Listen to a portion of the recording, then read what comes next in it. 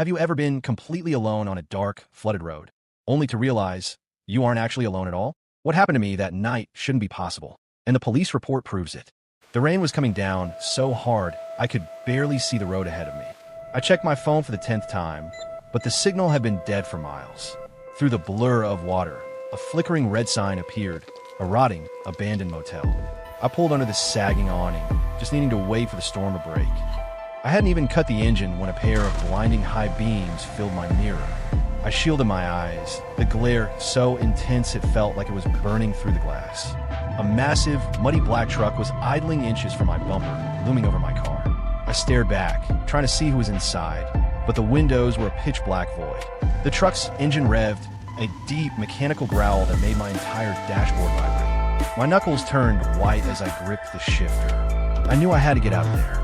For a split second, I saw a large, human-shaped shadow shift behind the truck's window.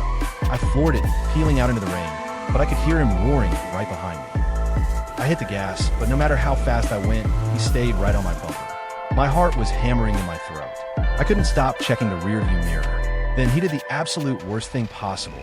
He killed his headlights. He was completely invisible in the pitch black. I pushed my car as hard as it would go. We were tearing blindly through a narrow mountain pass, one wrong move away from the cliff edge. The needle was burying past 80. My little car was shaking like it was about to rip apart. Suddenly, my headlights caught it, a massive jag pine tree entirely blocking the road. I ripped the wheel to the side, sliding through the deep mud and barely missing the trunk. I looked back, expecting him to crash. Instead, he just violently smashed right through the branches. I was hyperventilating so hard my own panic was fogging up the driver's side window. The tires hit the loud metal grating of an old, rusted bridge suspended over the gorge. And right as I crossed the middle, his high beams flashed back on, inches away from me. Then came a crash. Metal screamed as his massive truck violently slammed into my back bumper. My head snapped back, the steering wheel violently shaking in my hands as I fought to keep control. He pulled up right next to me, forcing my car inches away from the crumbling cliff edge. I looked over. Through the heavy rain, his pitch-black tinted window slowly began to roll down. He was wearing a bright yellow raincoat. He didn't look at the road. He just stared at me with this unnaturally wide, terrifying grin. Suddenly, he swerved, using the sheer weight of his truck to physically push my car toward the drop. In a moment of pure panic, I stomped on the brakes with both feet, jamming the pedal to the floor. My car locked up and skidded. The truck, carrying too much momentum, blew right past me and crashed deep into the mud. I slammed the shifter into reverse, whipped the wheel around, and floored it back the way we came. In the red glow of my taillights, I saw him step out of the wreckage holding a rusted steel crowbar. As I sped away into the dark, he didn't chase me. He just stood there in the pouring rain, perfectly still.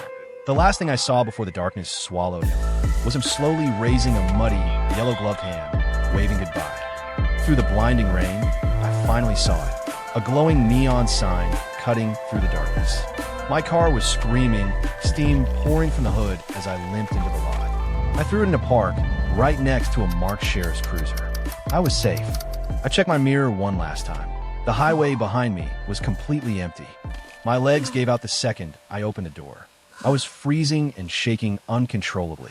I practically fell through the diner doors, bringing the storm in with me. I frantically told the deputy everything. The old motel, the black truck, the yellow raincoat. But he didn't reach for his radio. All the color just drained from his face. He looked at me and said, "Son, the road to that motel was buried in a mudslide 10 years ago." My blood ran cold. If the road was gone, where the hell had I just been? I walked back out to my steaming car in an absolute daze. And that's when I saw it on my door. A single, fresh, muddy handprint from a thick rubber glove.